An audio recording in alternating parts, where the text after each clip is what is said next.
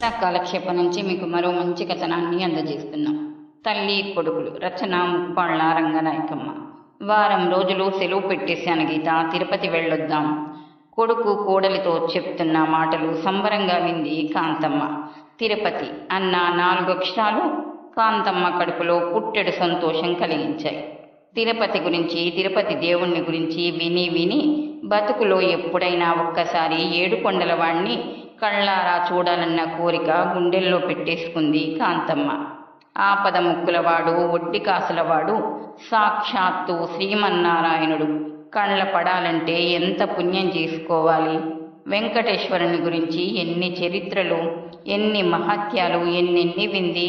చిన్న తిరుపతి దాటి 7 కొండలు ఎక్కి పుష్కరిణిలో శుచిగా స్నానం చేసి ఆపద ముక్కుల వాణ్ణి దర్శనం చేసుకొని పాపనాశనంలో పాపాలు పోగొట్టుకుని గోగర్భం దగ్గర ఒక దన్నం పెట్టి మంగాపురంలో అలివేలు మంగ తాయారమ్మకు మొక్కి, అబ్బా ఆలోచిస్తేనే ఒళ్ళంతా పులకరిస్తుందే. అవన్నీ నిజంగా చూస్తే తిరుపతి దేవుణ్ణి చూస్తానన్న ఆలోచనతోనే కాంతమ్మ మొహము విప్పారిపోయింది. అబ్బాయి, తిరుపతి అయితే మీతో నేను వస్తానురా, 7 కొండల వాణ్ణి చూస్తాను అంది కొడుకుతో. ఆ మాట అనేసి సంతోషం కొద్దీ అక్కడ నిల్చోలేకపోయింది. తిరుపతి వెళ్లే కబురు వింటే నాగరత్నం ఎంత ముచ్చట పడుతుందో అనుకుంటూ వాకిట్లోకి వెళ్ళిపోయింది. భార్యకేసి చూశాడు రామం. గీత అదేం పట్టించుకోకుండా గదిలోకి వెళ్ళిపోయింది. రామం గదిలోకి వెళ్ళేసరికి మంచం మీద పడుకొని ఉంది గోడ వైపు తిరిగి. రామం వెళ్ళి భార్య పక్కలో కూర్చున్నాడు. మా అమ్మ కూడా వస్తానంటుంది. మాట్లాడవేం? ఏం మాట్లాడను? మా అమ్మ కూడా వస్తుందట. నాకెందుకు చెప్పటం? పోనీ తీసుకెళ్దాం, దేవుణ్ణి చూస్తానంటుంది. ఆవిడ మాత్రం ఇంకెప్పుడు చూస్తుంది? మాట్లాడవేం? నీకిష్టం లేదా? గీత కాసేపు మాట్లాడలేదు, లేచి కూర్చుంది. మనమిద్దరం సరదాగా ఊళ్ళు చూద్దాం అని అనుకుంటుంటే ఆవిడెందుకు మన మధ్య? నిజమే అనుకో, ఆ విషయం అమ్మకి తెలియాలి గాని. తెలియకపోతే చెప్పండి, మీరు ఊరుకుంటే ఇంకెలా తెలుస్తుంది? మాట్లాడరేం? మనం తిరిగేది తిరుపతి ఒక్కటే కాదు కదా, మద్రాసు చూడాలనుకున్నాం. బెంగళూరులో ఫ్రెండ్స్ ఎవరినో కలుసుకోవాలన్నారుగా. ఆవిడ కూడా వస్తే ఇవన్నీ ఎలా అవుతాయి? ఆ మాటలన్నీ గీత నోట్లోంచి వచ్చాయి గాని అవన్నీ రామం మనసులో కూడా ఉన్న మాటలే. తల్లి కూడా ఎందుకు తమతో పాటు? తిరుపతి వెళ్ళటం దేవుణ్ణి చూడాలని కాదు, తిరుపతి కొండల ప్రకృతి సౌందర్యం గురించి ఎంతోమంది ఎన్నో విధాలా చెప్తారు. అందాల భార్యతో కలిసి ఆ కొండల్లో కోనల్లో విహరించాలి. అంతేకాదు, మద్రాసులో తప్పకుండా ఆగాలి. ఆ మహానగరాన్నంతా గీతకు చూపించాలి. స్టూడియోలు, పార్కులు, బీచ్లు, థియేటర్లు, బజార్లు ఎన్నో చూడాలి. వీలైతే యాక్టర్స్ని చూడాలి, ఒకరిద్దరు ఫ్రెండ్స్ని చూడాలి. మొత్తంగా ఈ ప్రయాణమంతా ఒక మధుర స్మృతిలాగా చేసుకోవాలి.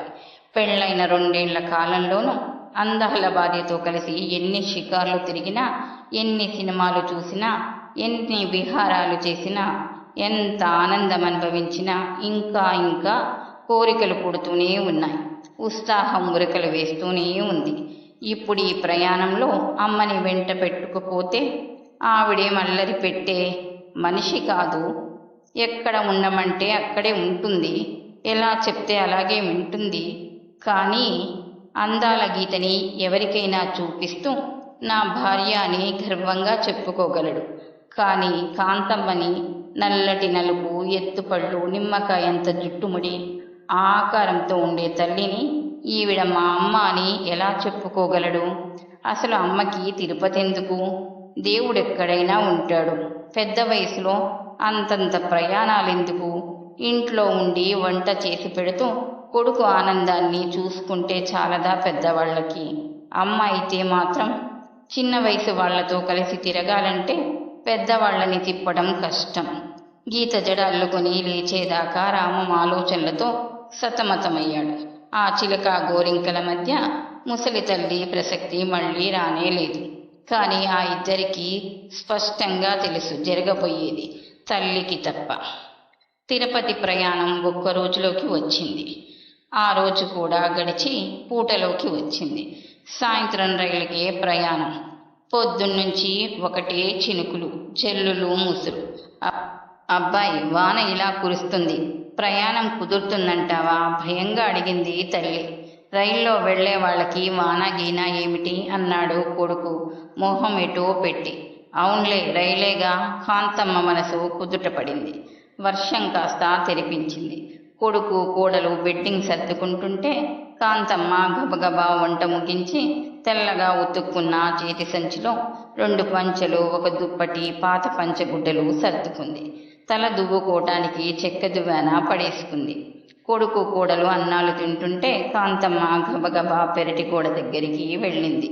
అమ్మాయి నాగరత్నం, అంతా అయినట్టేనమ్మా, వాళ్ళిద్దరూ భోజనాలు చేస్తున్నారు. నేను కూడా ఓ ముద్ద తిని, ఏం తింటానులే, కడుపంతా నిండిపోయినట్టే ఉంది. గిన్నెలు కడిగేస్తాను. కాస్త ఇండ్లు కనిపెట్టి చూస్తూ ఉండమ్మా. బంతిపూలు నువ్వే కోసుకో, మొన్న చెప్పానుగా అని నాగరత్నానికి అప్పగింతలు చెప్పింది. అలాగేలే పెద్దమ్మ, జాగ్రత్తగా వెళ్ళిరండి. ఎంత పుణ్యం చేసుకున్నారో. వెంకటేశ్వర స్వామి దర్శనం చేసుకుంటున్నారు. ఆ రోజు మాకెప్పుడొస్తుందో. నీకు తెలుసుగా, మా పెద్దవాడికి మొక్కుంది. ముడుపు కూడా కట్టాను. పోనీ ఆ ముడుపు నాకిస్తావా? జాగ్రత్తగా సంచిలో పెట్టి తీసుకెళ్ళి దిబ్బెంలో పడేస్తాను. అలా కుదురుతుందా? ఇప్పుడొద్దులే. ఒకసారి మేమందరము ఎలాగూ వెళ్ళాలనుకుంటున్నాంలే. సర్లే అయితే, నీ చేత్తోటే ముడుపు ఇచ్చుకుందువు గాని. ముందు నువ్వు చూసి వచ్చి అన్నీ చెప్పాలి సుమా. కాంతమ్మ ముసిముసిగా నవ్వుకుంటూ వెళ్తానమ్మా అనేసి ఇంట్లోకి వచ్చేసింది. ఎంగిలి పళ్ళాలు 2 గడప దగ్గరే వదిలేసింది కోడలు. అత్తగారు ఆ పళ్ళాలు కడిగేసి లోపల పడేసింది. కోడలు తల దువ్వుకొని రింగు పెట్టి ముడి చుట్టుకుంటుంటే కొడుకు వెనగ్గా నిలబడి ఏదో సహాయం చేస్తున్నాడు. కాంతమ్మ నవ్వుకుంటూ గబగబా తన పళ్ళెంలో 2 ముద్దలు పెట్టుకుంది. గీత తీసి పెట్టుకున్న జరీ చీర రామానికి నచ్చలేదు. ఎర్ర సిల్కు చీర కట్టుకో అన్నాడు. అబ్బా, ఇంత చలిగా ఉంది, సిల్కు చీరేమిటి అంది గీత. నీ మొహం చలేమిటి అంటూ రామం జరీ చీర లోపల పెట్టేసి టెల్లిన్ చీర తీసి ఇచ్చాడు. ముస్తాబంతా పూర్తి చేసుకున్న గీత దంతం బొమ్మలా తయారైంది. రామం చిలిపిగా క్రీగంట చూస్తుంటే సిగ్గుపడిపోయి అద్దం వైపు మొహం తిప్పేసింది. రామం కాసేపు వీధి గుమ్మంలో నిలబడి రోడ్డు మీద పోతున్న రిక్షాని చప్పట్లు కొట్టి పిలిచాడు. కాంతమ్మ ఎప్పుడో గిన్నెలన్నీ కడిగి బోర్లించేసింది. దొడ్డివైపు తలుపులు వేసేసి తన చేతి సంచిని దగ్గర పెట్టుకుని కూర్చుంది. రిక్షా మనిషి బెడ్డింగు పెట్టి రిక్షాలో పెట్టాడు. గీత వెళ్ళి రిక్షాలో కూర్చుంది. ఇంకో రిక్షాని పిలుస్తాడా అబ్బాయి అనుకుంటూ రోడ్డు వైపు చూసింది కాంతమ్మ. రామం కూడా బూట్లు వేసుకుని నిలబడ్డాడు. పర్సులోంచి 10 రూపాయల నోటు తీసి తల్లి చేతికి ఇవ్వబోయాడు. కాంతమ్మ అయోమయంగా చూసింది. ఏమిటన్నట్టు. నీ దగ్గర ఉంచుకో, ఏమన్నా కావాలంటే తెప్పించుకోవచ్చు. ఈసారి పెద్దవాళ్ళెవరైనా వెళ్తాంటే నిన్ను పంపిస్తాలే. మాకు మద్రాసు అది వెళ్లాల్సిన పని ఉంది. వారం రోజులు పడుతుంది. వెళ్తాను మరి. రైలుకి టైం అయిపోతుంది అంటూ ఆ నోటుని తల్లి సంచి మీద పెట్టాడు. వెనక్కి చూడకుండా గబగబా అడుగులు వేసుకుంటూ వెళ్ళి కొడుకు రిక్షాలో కోడలి పక్కన కూర్చోవడం చూసింది కాంతమ్మ. రిక్షా కదిలి నీళ్లు చిందించుకుంటూ వెళ్ళిపోయింది. అసలు ఏం జరిగిందో అర్థం కాలేదు కాంతమ్మకి. తెల్లబోతూ నిర్ఘాంతపోతూ అక్కడే చీకట్లో నిలబడి నెమ్మదిగా కాళ్ల దగ్గర సంచి మిందికి కుప్పలా కూలిపోయింది. కాంతమ్మ దౌర్భాగ్యం ఈనాటిది కాదు. అది పసితనం నుంచే కాంతమ్మని అంటి పెట్టుకుని తిరుగుతుంది. కాంతం పల్లెటూరులో పేద కుటుంబంలో పుట్టింది. తొలిచూళ్ళలో కొడుకునే కనాలని సంబరపడిన మంగమ్మ నల్లగా వికారంగా ఎలక పిల్లలా పుట్టిన కూతుర్ని చూచుకుని బావురుమని ఏడ్చేది. పోనీ దేవుడిచ్చాడు ఆడో మొగ, కాస్త అందంగా అన్నా పుట్టి చచ్చిందా అంటూ పూట పూట గొల్లుమనేది మంగమ్మ. ఊరుకోవే మంగమ్మ, నీకు లేని అందం దానికి ఎలాగొస్తుంది? నువ్వేం ఎర్రగా బుర్రగా రంబలా మిడిసి పడుతున్నావా అని ఎవరన్నా వేలాకోలం ఆడితే కుక్కిన పేనులాగా నోరు మూసేసుకునేది. వయసు వస్తే వంకర కాళ్ళు తిన్నవవుతాయి, ఈడొస్తే సరి, అదే సోగ్గా ఉంటది అని ఏ పేరెంటక్క మంగమ్మని ఓదార్చేది. కాంతమ్మకి ఏడాది పిల్లప్పుడు నల్లటి మొహంలో తెల్లటి ఎత్తుపళ్ళు పొడుచుకొస్తుంటే ఇదేం కర్మరా దేవుడా అని మంగమ్మ బోరు బోరున ఏడ్చేది. నెలల తరబడి కాంతం గురించి విచారిస్తూ కూర్చోటానికి తర్వాత పుట్టిన పిల్లమాటో అది ఆడముండే. కాకపోతే కాంతం కన్నా ఒక ఛాయ మెరుగు. దాని తర్వాత కూడా ఇంకా 2 ఆడపిల్లలు. నిండా మునిగిన దానికి చలేమిటన్న ధోరణిలో పడింది మంగమ్మ. అన్నిటికీ కోపం కాంతం మిందే. ముందీ కోతిముండ పుట్టకుండా ఉంటే అందరూ మగపిల్లలయ్యేవాళ్ళు అనేది మంగమ్మ. చీటికి మాటికి కూతుర్ని తిడుతూ ఏడాది తిరగకుండా పాలు మానిపించేసినాడే పిల్లకి తల్లికి ఎడబందాలైపోయింది. అమ్మ అయ్య చేరదీయకపోయినా లాలించకపోయినా ఆడపిల్లలంతా గాలికి ధూళికి పెరిగారు. 5వసారి నీళ్లాడి కొడుకుని కంది మంగమ్మ. ఆ రోజు తల్లిదండ్రుల మొహాలు చూసిన కాంతం తెలిసి తెలియని ఊహలతో తను కూడా సంతోషపడింది. ఎన్నడూ పిల్లల్ని ఎడమ చేత్తో కూడా ముట్టుకొని అయ్యా పురిటినాడు అంత చెంటి వెదవని పొత్తిళ్లలో పెట్టుకొని కూర్చున్నాడు. పిల్లాడికి శాంతి చేయించి పంతుళ్లకు సంభావనాలవి ఇచ్చారు. పసివాడికి మురుగులు మెళ్ళో పిందెలు చేయించి కట్టారు. తర్వాత మాత్రం వాడికి ఎన్ని ముద్దు ముచ్చట్లు జరిగాయి, ఎన్ని అందచందాలు జరిగాయి. తమ్ముడు తప్పటడుగులేస్తూ మీందపడి తొక్కినా గుప్పెళ్ల కొద్దీ అప్పాల జుట్లని పీకినా కర్రలు పెట్టి అప్పాలని బాదినా మగపిల్లోణ్ణి ముద్దుగానే చూడాలనేది మంగమ్మ. మిగతా పిల్లలకి ముద్దు ముచ్చట్లు లేకపోయినా తిట్లు దీవెనలు లేవు. అన్నీ కట్టకట్టుకుని కాంతం వంతే అయ్యేవి. కాంతానికి 12వ ఏడు కూడా జొరబడింది. పాత కోకల్లో పమిటలు కూడా వేసుకుంటుంది. మంగమ్మ ఏటేటా చూలింత భాలింతయ్యి రోగాలతో తెగుళ్లతో సంవత్సరానికి సగం రోజులు ముక్కుతూ మూలుగుతూ పండుకుంటే చేతికి సహాయంగా ఉండేది కాంతం ఒక్కతే. ఏదో బాముకోవాలని అందరికన్నా ముందు పుట్టి చచ్చింది కాబట్టి తాడిని తలదన్నేలా ఎదగడం మొదలెట్టింది. తల్లి కాస్త నిదానంగా మాట్లాడిన పూట కాంతానికి గంపెడు ఆనందంగా ఉండేది. తల్లి మెప్పు పొందాలన్నట్టు ఇంట్లో పనులన్నీ చెప్పకుండా చేసుకుపోయేది. ఎప్పుడన్నా నోరు తెరిచి అమ్మ అని పిలిస్తే ఎందుకే అమ్మా బొమ్మాను గొప్ప కూతురివి బయలుదేరావు అంటూ ఈసడించేసేది కన్న తల్లి. కాంతం ఈడేరింది. మంగమ్మ వలవల ఏడ్చింది. కూతురికి మొగుడెలా దొరుకుతాడా అని. కట్నాలు కానుకలు గుమ్మరిచ్చే మాట ఒట్టిది. పోనీ పిల్ల అందచందాలు చూపిద్దామా అంటే అదేగా గోలంతాను.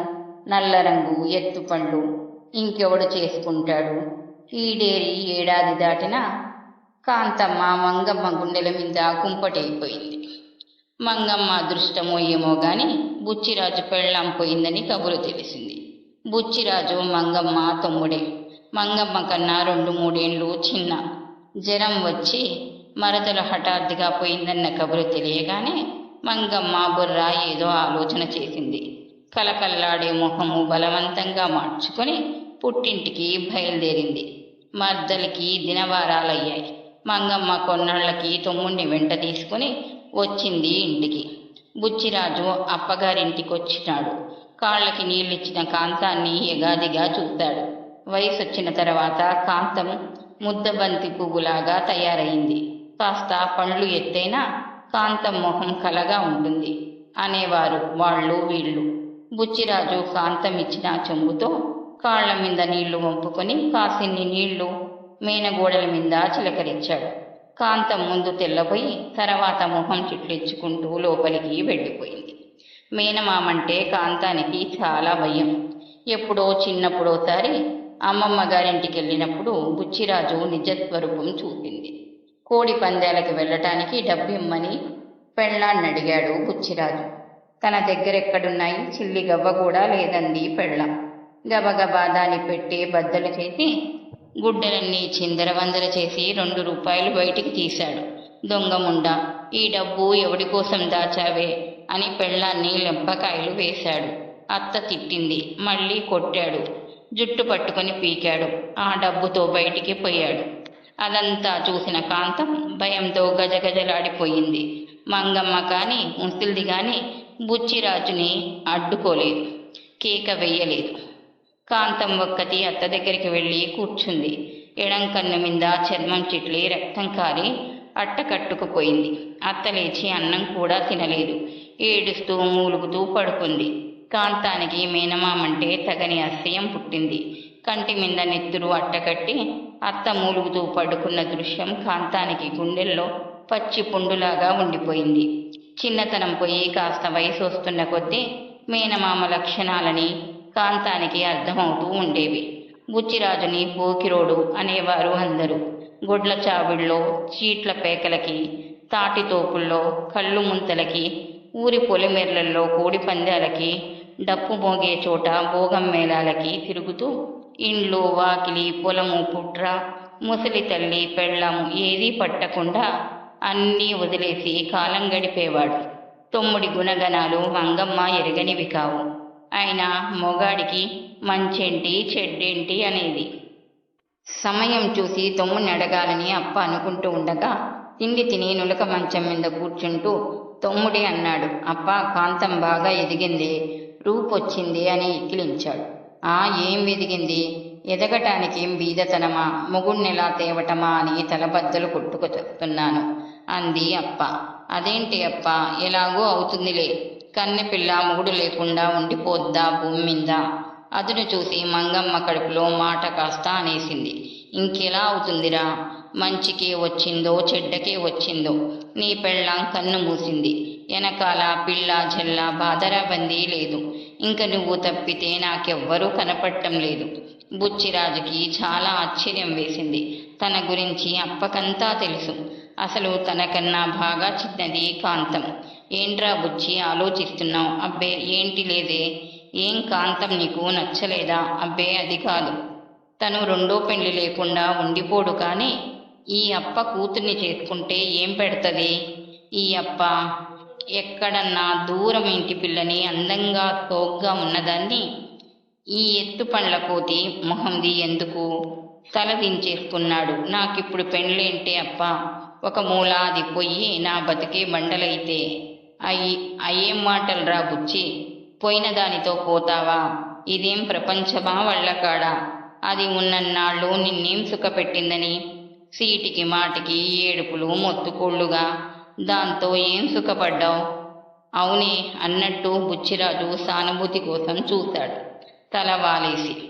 అప్ప ఇంకా కానిచ్చింది. కాంతమ్మని ఇంట్లో పిల్ల, నిన్నేం అంటదా అంటదా? కుక్కిన పేనులాగా పడి ఉంటది. నీ ప్రాణానికి అంతకన్నా ఏం కావాలి? సరేలేవే అప్ప, ఇప్పుడేంటి కంగారు? అలా కాదులేరా బుచ్చి, ఇంతదాకా వచ్చాక ఏదో ఒక మాట తేల్చేసుకోవటమే మంచిది. నువ్వు కాదంటే పిల్లకి ఏదో దారి చూసుకోవాలిగా. బుచ్చిరాజు పళ్ళికిలిస్తూ వేలాకోలంలోకి దింపాడు.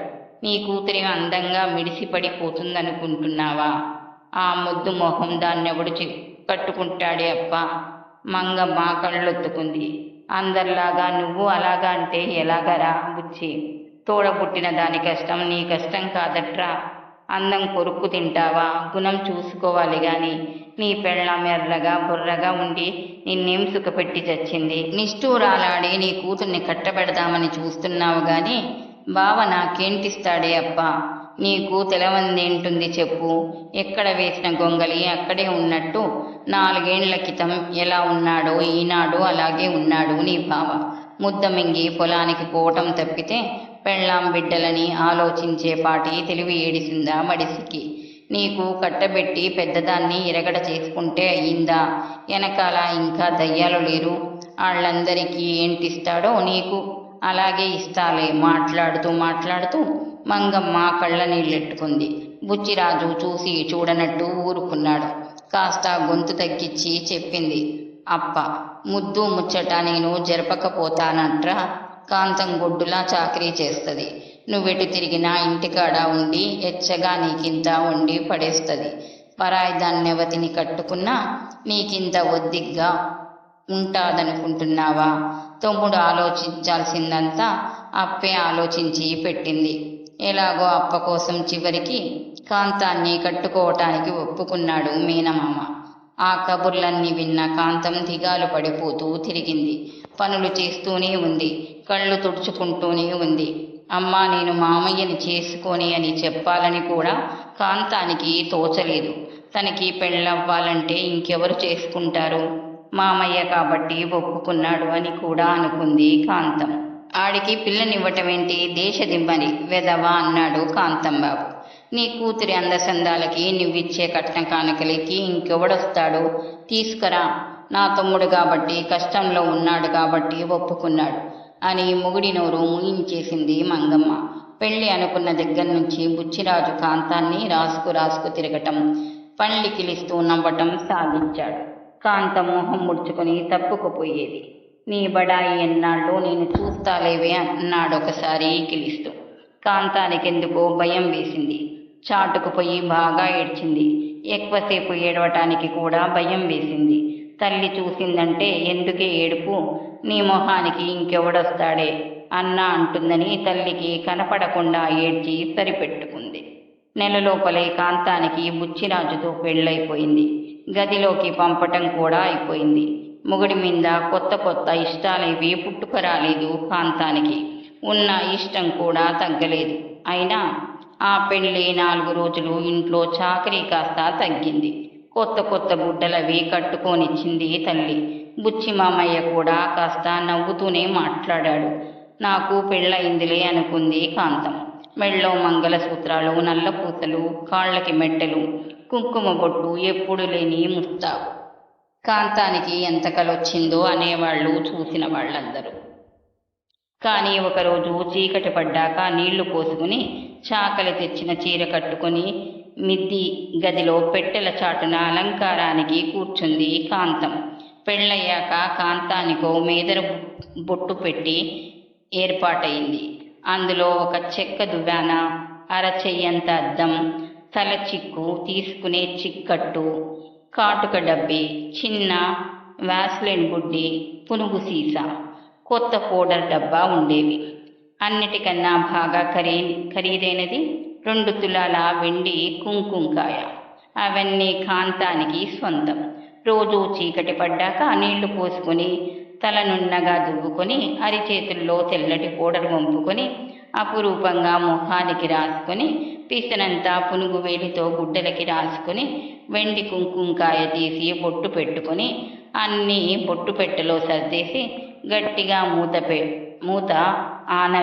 చేసి బొట్టు పెట్టిని జాగ్రత్తగా మసిలి మీద పెట్టేసేది. మళ్ళీ మర్నాడు రాత్రి నీళ్లు పోసుకున్నాకే దాన్ని ముట్టుకోవటం. పెళ్ళైన తర్వాత సాయంత్రం పూట ముస్తాబు చేసుకుని సోగ్గా తయారవటం కాంతానికి బాగానే ఉండేది. అప్ప, నీ కోక ఎంత బాగా వాసన వస్తుంది అంటూ చెల్లెళ్ళు తన చుట్టూ చేరితే కాంతానికెంతో సిగ్గు ముంచుకొచ్చేసేది.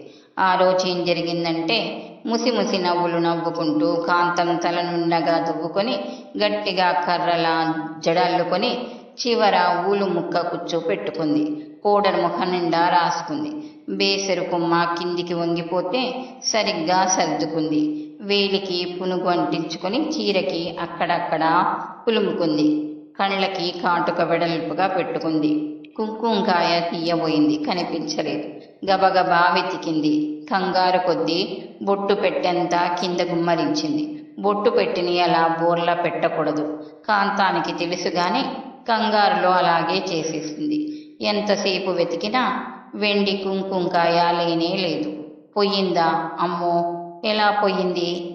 ఎండిది కూడా నిజంగా పోయిందా? ఇంకెక్కడుంది? అప్పుడే కాంతానికి కళ్ళు ఉడుకు వచ్చేశాయి. గబగబా వసారాలోకి పరిగెత్తింది. మంగమ్మ చిన్నపిల్లలకి అన్నాలు పెడుతుంది. అమ్మా, నా బొట్టు పెట్టెలో కుంకుమకాయ లేదే? ఎందుకుండదు? ఎక్కడ పడేశావో చూడు సరిగ్గా. చూశానే, అంతా చూసా, ఎక్కడా లేదు. నిజంగానే కంగారు పడింది మంగమ్మ. అదేనే, బొట్టెట్టుకుందామని చూశాను. ఎంత ఎతికినా కనపడటం లేదు.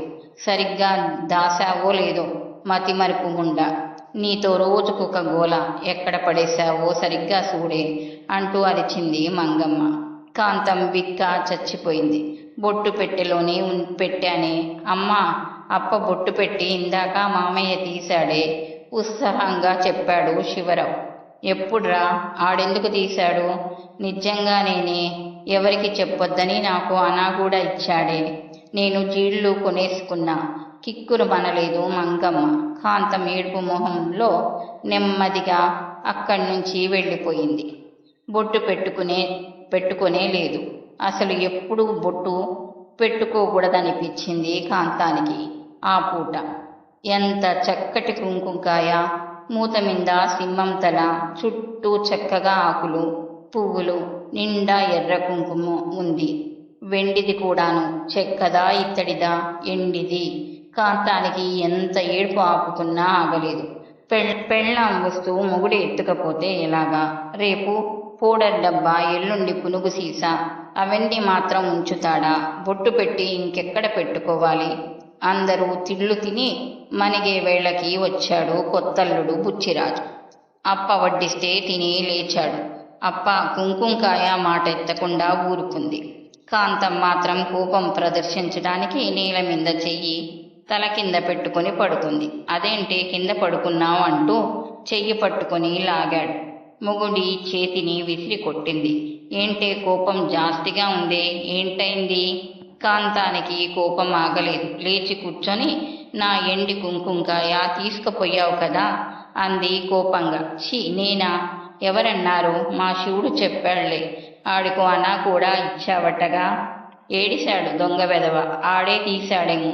నేను మాత్రం తీయలేదే. నీ విందొట్టు. అదెలా పోయిందో నాకు తెలవదు. పోతే పోయిందిలే. ఇంకోటి చేయిస్తాలే, పంటలు రాని. నాకేం అక్కర్లేదు. నా కుంకుమకాయ ఎత్తుకుపోయి బొట్టు కూడా పెడుతున్నావు అంటూ కాంతం బావురుమంది. ఎందుకే ఆ ఏడుపు అని కయ్యమన్నాడు బుచ్చిరాజు. అయినా కాంతం ఏడుపు ఆగలేదు. వెక్కి వెక్కి ఏడుస్తూనే పడుకుంది అర్ధరాత్రి దాకా. అప్ప ఇది చూడే ఎలా శోకాలెడుతుందో. తమ్ముడి ఫిర్యాదు విన్నా మంగమ్మ మొగుడు తొందరగా రానందుకు కూతురు శోకాలెడతాంది గావాలా అనుకుంది. నులక మంచంలోంచి లేచి వచ్చి తలుపు దగ్గర తొంగి చూసింది. ఎందుకే ఎదవ ఏడుపు? నోరు మూసుకోక. ఆడికేం మగ మహారాజు మడికట్టు కూర్చుంటాడనుకున్నావా? మళ్ళీ నోరెత్తిందంటే 2 అంటించరా బుచ్చి అనేసి అక్కడి నుంచి పోయింది. కాంతం ఏడుపు మానలేదు. మొగుడు యువతి దగ్గరకో పోయాడని కాదు కాంతం ఏడుపు. ఉత్త పుణ్యానికి యువతికేసో చూశాడని అయ్యని నానా తిట్లు తిట్టిపోసే అమ్మ తనకి నీతులు చెప్పడం చూస్తే మరీ ఏడుపు వచ్చింది. నిద్రలో కూడా ఏడుస్తూనే ఉంది. ఆ రాత్రి కన్నీళ్లతో ప్రారంభమైన కాంతం కాపురం కంటితడి ఆరకుండానే 4 ఏళ్ళు గడిచాయి. అప్ప కాళ్ళయాళ్ళబడి ఏడిసిందని నిన్ను కట్టుకున్నా గాని, లేకపోతే ఎంతో అందమైన దాన్ని, రంపలాంటి దాన్ని 1000 రూపాయలైనా కట్నం తీసుకుని పెళ్లి చేసుకునేవాడిని. సిగ్గులేక ఇంకా నిలుగుతావెందుకే ఎదవముండా అని బుచ్చిరాజు రోజు ఎప్పుడో అప్పుడు తన త్యాగం గురించి కాంతం ముందు ప్రకటించి తిట్టిపోస్తూనే ఉండేవాడు. మొగుడు ఎప్పుడన్నా నవ్వుతూ మాట్లాడినా బిగుసుకుపోయేది కాంతం. వేలాకోలమాడినా చిత్తం పుచ్చుకునేది. పెళ్ళయ్యాక 4వ ఏట కాంతానికి కొడుకు పుట్టాడు. అప్పటి నుంచి కాంతానికి కొత్త జీవితంలాగా అనిపించేది. మొగుడి దగ్గర కూడా కాస్త ధైర్యంగా తిరగటం నేర్చుకుంది. కొడుకు పుట్టాక కూడా తండ్రిలో ఏ మార్పు రాలేదు. రామం తల్లిలా నలిపైనా ఎత్తుపళ్ళు రాలేదు. కొడుక్కి తల్లి దగ్గరే బాగా చెనువు. తండ్రితో సంబంధమే ఉండేది కాదు. కొడుకు 2వ క్లాసు చదువుతున్న రోజుల్లో ఉన్నట్టుండి బుచ్చిరాజు జబ్బుపడ్డాడు. ఒకరోజు చలిగా మునగ తీసుకుని పడుకుంటాడు. అదేం తెగులో పెద్ద పెట్టున ముంచుకొచ్చింది. మందుల వీర్రాజు ఇచ్చే కషాయాలు మింగుతూ ఆసుపత్రికి వెళ్ళటానికి వెనక ముందు ఆడాడు. కాంతం నిద్ర నిప్పులు లేకుండా చాకిరీ చేసేది. కాళ్ళు చేతులు పట్టేది. కషాయాలు జావలు కాచేది. మందులు మాత్రలు మింగించేది. ఒంటి మీద ఈగ వాళ్లకుండా విసురుతూ కూర్చునేది. ఎన్ని చేసినా బుచ్చిరాజు రెంకెలేస్తూనే ఉండేవాడు. హాయిగా వండుకొని తిన్నావుగా, నేను బాధతో చస్తున్నానే ముండ మోస్తే గాని నీకు బుద్ధి రాదులే. కాళ్ళు లాక్కుపోతున్నాయి, గట్టిగా నొక్కవే. గిన్నెడు మింగావుగా, సత్తువలేదా? ఎవడికి దారపోసావే అంటూ ఎప్పుడూ గంగిర్లెత్తిన వాడిలా తిట్టిపోస్తూనే ఉండేవాడు. ముండా, నువ్వు మంచిదానివైతే నాకు ఈ రోగం రాకపోనే అన్నాడోసారి. కాంతం తెల్లబోయింది. మొగుడెందుకు అలా తిట్టాడో ఎప్పటికీ అర్థం కానే లేదు కాంతానికి. చివరి రోజుల్లో గుడ్డులా బాధపడి యమయాతన అనుభవించి కుళ్ళి కుళ్ళి చచ్చాడు బుచ్చిరాజు. మొగుడు మంచం మీద ఉన్నప్పుడు ఆ బాధ చూడలేక ఒళ్ళు దాచుకోకుండానే చాకిరీ చేసింది కానీ మొగుడు చచ్చిపోయాక ఏడుపే రాలేదు కాంతానికి. మొగుడి శవాన్ని చూస్తున్నా, ఆ మనిషి గడ్డి మీద కట్టెలా పడి ఉన్నా అతన్ని నిజంగా చచ్చిపోయాడన్న నమ్మకమే కలగలేదు కాంతానికి. హఠాత్తుగా లేస్తాడని, కాళ్ళు నొక్కవే ముండా, సత్తువ లేదా, తింటం లేదా అంటాడని అనిపించేది. శవాన్ని ఎత్తినప్పుడే కొంచెం నమ్మకం కలిగింది, నిజంగానే పోయాడేమో అని. తమ్ముడి చావు కబురు విని ఎడ్ల బండిలో వచ్చింది మంగమ్మ. ఎడ్ల బండిలోంచే, ఓరి తమ్ముడో, నా బిడ్డని దగా చేశావా, నా కడుపులో చిచ్చు పెట్టావా, నీ దారి నువ్వు చూసుకున్నావా, అప్పుడే నూరేండ్లు నిండిపోయాయా తమ్ముడో తమ్ముడో, బుచ్చిరాజు అంటూ పెడబొబ్బలు పెట్టి ఏడుస్తూ బండి దిగి కూతుర్ని వాటేసుకుంది. అప్పటికి కాంతానికి మేడుపు రాలేదు. తనకి కొత్తగా ఏమాపద ముంచుకొచ్చిందో, ఇన్నాళ్ళు తన కోసం ఉన్నవాళ్ళెవరో ఇప్పుడు లేకుండా పోయారో కాంతానికి అర్థమే కాలేదు.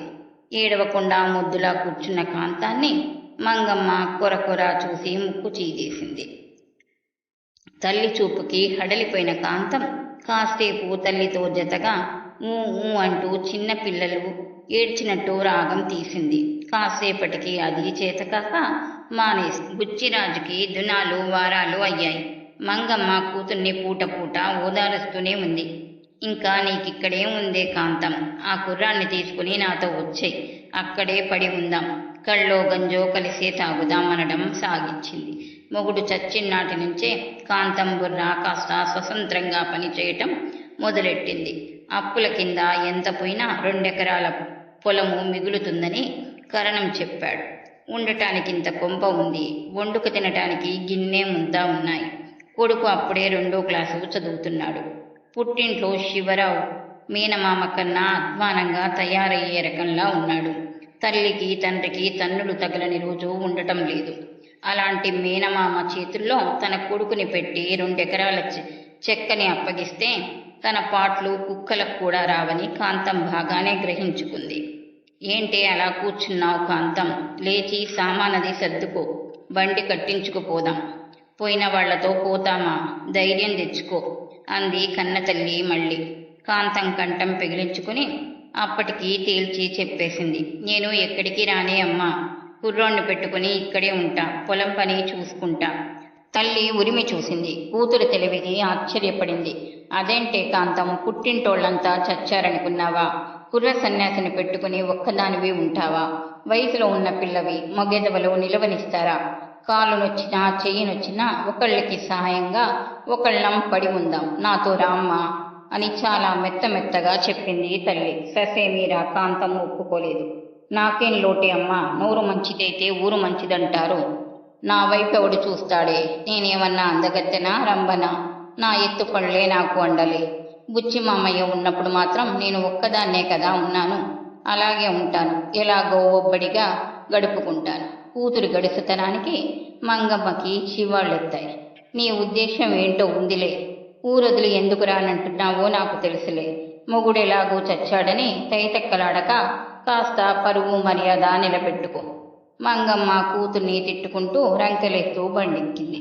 మొగుడి చెర తల్లి చెర అన్నీ వదిలి కాంతానికి అప్పటి నుంచే నిజంగా స్వతంత్రం ప్రారంభమైంది. కాంతానికి 20 ఏళ్ల వయసులోనే 60 ఏండ్లు మీద పడ్డాయి. తెల్ల సైను పంచి, ముంచిన గుంటనముడి, చేతులకి 2 ఇత్తడి గాజులు, అదే కాంతం రూపం. ఏనాటి నుంచో మొగుడు పోయిన దగ్గర నుంచి కాంతానికి 7 ఏళ్ల కొడుకు తప్ప ఇంకెవరూ లేరు. ఆ కొడుకుని కనటానికే దేవుడు తనని పుట్టించాడు అనుకునేది. కొడుకుని పెంచి పెద్ద చేయటానికే తనకి ఆరోగ్యము ఆయుష్ ఇచ్చాడు. తన బతుక్కి సార్థకత ఆ కొడుకుని పెంచటం ఒక్కటే. ఇవాళ తను తన బిడ్డని పెంచితే రేపు వాడే తనని చూసుకుంటాడు. కొత్తగా తెల్లగుడ్డలు కట్టుకుంటున్న తల్లిని చూసి రామం ఏదో భూతాన్ని చూసినట్టు భయపడేవాడు మొదట్లో. నెమ్మదిగా ఆ భూతానికే అలవాటు పడ్డాడు. రోజు సాయంత్రం బళ్ళోంచి రాగానే గడపలోకి పుస్తకాల సంచి గిరాటు పెట్టి చింత చెట్టు కిందికి పరిగెత్తుకుపోయేవాడు. నాయనా రామన్న, ఏదన్నా తినిపోరా అని తల్లి వెంటపడేది. పిల్లాడి కోసం రోజు ఉప్పుడి పిండో, రొట్టి ముక్కో, గుగ్గిళ్ళో, అటుకులో, పేలాల పిండో ఏదో ఒకటి సిద్ధం చేసేది. తల్లి కేకలకి చింత చెట్టు దగ్గర నుంచి పరిగెత్తుకొచ్చి మంచినీళ్లు తాగరా నాయనా అంటున్నా వినిపించుకోకుండా మళ్ళీ చింత చెట్టు దగ్గరికి పరిగెత్తేవాడు. పిల్లాడు వచ్చే లోపల తల్లి పొయ్యి అంటించి చితుకులు మంట పెడుతూ బియ్యం పొంగించేది. పొయ్యి మీద నీళ్లు పడేసేది. పిల్లాడు వచ్చేదాకా గిన్ని ముంత తోముకుంటూ, ఇళ్ళు వాకిలి ఊడ్చుకుంటూ, తట్టా గుట్టా సర్దుకుంటూ, ఉప్పు పప్పు బాగు చేసుకుంటూ, చిరుగులు పట్టిన గుడ్డలు కుట్టుకుంటూ ఎలాగో కాలక్షేపం చేసేది. చేతుల్లో పని చేతుల్లో ఉండగానే వీధి గడపలో తచ్చిళ్లాడుతూ చీకటి పడితే కోడిగుడ్డు బుడ్డి వెలిగించి కొడుకు కోసం కాచిపెట్టు కూర్చునేది. రామం చెమటలు కక్కుకుంటూ వచ్చేవాడు. అమ్మ ఆకలి అంటూ. తల్లి గబగబా పొంతకుండా దొడ్లో పడేసేది. సున్నిపిండితో కొడుక్కి ఒళ్ళంతా తోమి తోమి నీళ్లు పోసేది. తడి ఒంటితో కొడుకుని చంకనేసుకుని, నడవకు, అరికాళ్లకి తడి అవుతుంది బాబు అంటూ ఇంట్లోకి తీసుకుపోయి నించోబెట్టి పమిటతో ఒళ్ళంతా తుడిచేది. తర్వాత పెద్ద పీట వేసి అన్నానికి కూర్చోబెట్టేది. అమ్మా, ఇది అయ్యపీటేనా అనేవాడు పిల్లాడు పూట పూట. కొడుక్కి ఆ పీట మీద కూర్చున్నప్పుడు మాత్రం తండ్రి జ్ఞాపకం వచ్చేవాడు. పీటని 2 చేతులతోటి తడుముతూ అయ్యపీట అయ్యపీట అనేవాడు. అప్పుడు మాత్రం కాంతానికి గుండెలు బరివెక్కేవి. అయ్యో, నా బిడ్డకి తండ్రి లేకపోయాడు కదా, 6 ఏళ్ల నాడే అనాథుడైపోయాడే కొడుకు, తండ్రి ఉంటే ఆ దారి వేరు అనుకుంటూ దిగాలు పడిపోయేది. కళ్ళ నీళ్లు తుడుచుకుంటూ కొడుకుతో అనేది, మీ అయ్యపీటే, నీ ముద్దు ముచ్చట్లు చూసుకునే అదృష్టం లేకపోయింది అయ్యకి. ఇంక ఇంట్లో మగదిక్కెవరున్నారు, నువ్వే మగదిక్కు నాకు. పూట పూట అవే మాటలు. కొడుక్కి ఇంకా ఏదో చెప్పాలని, తన బతుకంతా చెప్పాలని ఉండేది కాంతమ్మకి. అప్పుడప్పుడు మాటల మధ్య అనేది, అమ్మా అయ్య ఆదరించలేదురా, కట్టుకున్నవాడు కనకరించలేదురా, అయితే ఏంలే, దేవుడు నిన్నిచ్చాడు నాకు, అంతకన్నా ఏం కావాలి నాకు అనేది. పిల్లాడికి ఏమీ అర్థం కాకపోయినా వింతగా చూసి నవ్వేవాడు. కంచు గిన్నెలో వేడి వేడి అన్నం పెట్టి చింతకాయ పచ్చడు, ఉసిరికాయ పచ్చడు వేసి నేతి బొట్లు వేసి చక్కగా కలిపి ముద్దలు పెట్టేది. అమ్మా ఇంక వద్దే, అయ్యో అప్పుడేనా, ఈ ముద్ద కూడా తినేయాలి. తల్లి అలాగా బతిమాలి బతిమాలి ముద్దలు పెట్టడం పిల్లాడికి ఇష్టమే. ముద్ద ముద్దకి తల తిప్పేస్తూ తల్లిని విసిగిస్తూ నవ్వుతూ ముద్దలన్నీ మింగుతాడు. చివరికి చిట్టి మట్టి పిడతల్లో తోడు పెట్టిన గడ్డ పెరుగంతా పిల్లాడి పల్లెల్లోకి వంపుతుంది. అమ్మా నీకు అనేవాడు. అప్పుడు మాత్రం తల్లి కడుపు ఆనంద సముద్రం అయిపోయేది. పర్వాలేదమ్మా, నాకు చల్ల ఉందిలే, నువ్వు కడుపు నిండా తిను అనేది. పిల్లాడు ఆబగా పెరుగు ముద్దలన్నీ తినేసేవాడు. కొడుక్కి కూరి కూరి తినిపించి చేతులు మూతులు కడిగి చాపలేసి పుస్తకాల సంచి తెచ్చి అక్కడ పెట్టేది. తను గిన్నె నిండా అన్నం పెట్టుకుని గడప దగ్గర తింటూ కూర్చునేది. నిద్ర మత్తుతో జోగుతున్న కొడుకు, అది నా కన్ను నా కన్ను అక్కడ ఉన్నది, అది నా ముక్కు నా ముక్కు అక్కడ ఉన్నది అంటూ చదువుకుపోతుంటే కొడుకు చదువుకి ఆశ్చర్యపడిపోతూ పరమానందంగా వింటూ దూరంగా ఆలోచనలు చేస్తూ ఉండిపోయేది. పంతులు గారికో రూపాయి డబ్బులు ఇచ్చైనా సరే రామన్నకి బాగా చదువు చెప్పించాలి. ఇప్పుడు 2 చదువుతున్నాడు, వచ్చే 7 3 చదువుతాడు, మరుసటి 7 4, 10 ఏళ్ళు కళ్ళు మూసుకుంటే చదువంతా అయిపోతుంది. చిట్ట చివరన BA పరీక్షలో చదువుతాడు. రామన్నతోటే సాగుతూ పోయేవి తల్లి ఆలోచనలు. అలా కాంతమ్మ భారమంతా 7 కొండల వెంకటేశ్వరుడి మీద పెట్టి కొడుకుని సాకుతూ వచ్చింది. నోరు వాయి లేని ఒక ఆడది పసిబిడ్డన్ని పెట్టుకొని ఒంటరిగా బతకడానికి ఎన్ని యాతనలు పడాలో అన్నీ అనుభవించింది కాంతమ్మ. రామం పెద్దవుతున్న కొద్దీ తల్లికి దూరమే అయ్యాడు. ఫస్ట్ ఫారం చదవటానికి హైస్కూల్కి పోయినాడే తల్లి ఒడి మర్చిపోయాడు. పుస్తకాలు, బడి, స్నేహితులు, చదువు అతని ప్రపంచమయ్యాయి. కాలం గిర్రున తిరిగినట్టే తోచింది కాంతమ్మకి. కొడుకు 25 ఏళ్ల వాడయ్యాడు. పెద్ద చదివే చదివాడు, ఉద్యోగం సంపాదించుకున్నాడు. అప్పటికి భూమి పూర్తిగా హరించింది. కాంతమ్మకి భర్త ఇచ్చిన భూమితో బంధం తీరిపోయింది. కన్న తల్లితో బంధం కూడా తీరిపోయింది. మంగమ్మ చివరి కాలంలో జబ్బుపడి కొడుకు వదిలేస్తే చిన్న కూతుర్లు పట్టించుకోకపోతే పెద్ద కూతురి కొంపకే చేరి 6 నెలల పాటు మంచం మీదే గడిపింది. తల్లిని కాంతం శ్రద్ధగానే చూసుకుంది. రాత్రింబవలు చాకరీలు చేసి తల్లి రుణం తీర్చుకుంది. తల్లి పోయినాడు కాంతమ్మకి ఏడుపు రాలేదు. అయ్యో అమ్మ లేదు కదా అనిపించింది. అంతకన్నా కళ్ళు చెమర్చలేదు. పుట్టిన వాళ్ళు గిట్టవలసిందే కదా, అంతా ఏడుకొండలు వాడిదయ్యా అని మాత్రం అనుకుంది. కాంతమ్మ కొడుకు తల్లిని తీసుకొని ఉద్యోగం చేసే ఊరికి వెళ్ళిపోయాడు. తనకిష్టమైన పిల్ల సంగతి చెప్పి పిల్లని పెళ్లి చేసుకుంటానని కొడుకు అన్నప్పుడు కాంతమ్మ చాలా ముచ్చటపడింది, సంతోషించింది. కాంతమ్మ కళ్ళకి కోడలు అందాల వరిని, దంతపు బొమ్మ, సన్నజాజి పువ్వు. ఆడపుట్టక పుట్టాక అందం చందం ఉండాలి అనుకుంటూ కోడల్ని కన్నార్పకుండా చూస్తూ ఉంటుంది. అంతలోనే ఏదో గుర్తొచ్చినట్టు అయ్యో పిల్లకి దిష్టి తగిలేను అని కళ్ళు తిప్పుకుంటుంది. కొడుకు బతుకు పండు వెన్నల్లా అయిందని కాంతమ్మకి పుట్టెడు సంతోషం. ఏనాటి నుంచో పుట్టింటికి తొంగి చూడలేదు. చెల్లెళ్ళంతా ఎక్కడున్నారో కూడా సరిగ్గా తెలియదు. తమ్ముడు ఒక్కసారన్నా పిలుచుకుపోలేదు. దేన్ని పట్టించుకోలేదు కాంతమ్మ. తన ఇళ్ళే సర్వం. తన కొడుకు కోడలు దేవతలు. వాళ్ళ అందచందాలు చూసుకుంటూ వాళ్ళకి పూట పూట వండి పెడుతూ సదుపాయాలు చేస్తూ రోజు ఏడుకొండలవాడి పటానికి దండం పెట్టుకుంటూ అదే కాంతమ్మ జీవితం. బతికి బాగుంటే ఎప్పుడన్నా ఒకసారి ఏడుకొండలవాడి దర్శనం చేసుకుంటే చాలు చాలు, ఇంకా నిశ్చింతగా కళ్ళు మూసేయవచ్చు అనుకుంటూ ఉంటుంది. కాంతమ్మ గడపలో కూలబడ్డట్టే ఉంది. పక్కనే తిరుపతి వెళ్ళి రావలసిన చేతి సంచి పడి ఉంది. బయట చినుకులు పడుతూనే ఉన్నాయి. నాగరత్నం పూలు కోసుకుందామని వీధి వాకిట్లోకి వచ్చింది. తలుపులు బార్లా తీసి ఉండడం చూసి తెల్లబోతూ గుమ్మంలోకి తొంగి చూసింది. కాంతమ్మ మూటలాగా పడి ఉంది గడప దగ్గర. నాగరత్నం హడలిపోయింది. ఒక్క క్షణం తటపటాయించి లోపలికి అడుగు పెట్టింది. పెద్దమ్మ, ఇదేమిటి, నువ్వు వెళ్ళలేదు? ఇందాకటి నుంచి నేనిటు చూడనే లేదు. పెద్దమ్మ తిరుపతి వెళ్ళలేదు అని పెద్దమ్మని కదిపి పలకరించింది. కాంతమ్మ కళ్ళు తెరిచింది. నాగరత్నం వైపు కొత్త మనిషిని చూసినట్టు చూసింది. మా రామన్న లేడు, బళ్ళోకి వెళ్ళాడు. తెల్లబోయింది నాగరత్నం. నువ్వు తిరుపతికి వెళ్తానన్నావుగా పెద్దమ్మ. కుర్ర సన్యాసి, వాడికేం తెలుసమ్మా? వాన బాగా కురిసిందా?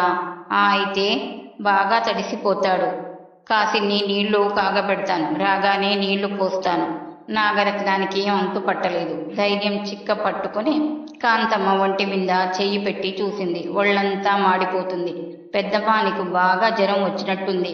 పరాగ్గా మాట్లాడుతున్నావు. లేచి మంచం మీద పడుకో అంటూ నాగరత్నం గబగబా మంచం వాల్చింది. దుప్పటి పరిచింది. కాంతమ్మని లేవదీసి పడుకోబెట్టింది.